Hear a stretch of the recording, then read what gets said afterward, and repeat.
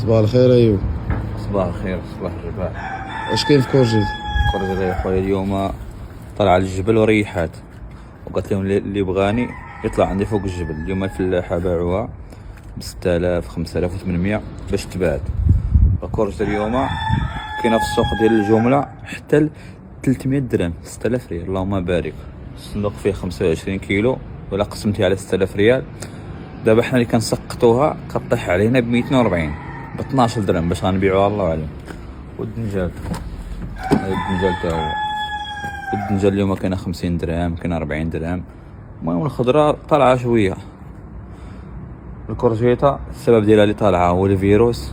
دابا الفلاح الا عنده شي قطار وكيخرج 40 صندوق ولا 20 صندوق، دابا قليل الفلاح دابا اللي يجيب للسوق 40 ديال الكورجيطه. ما كاينش، ما تلقاش من غير المفلح الكتره.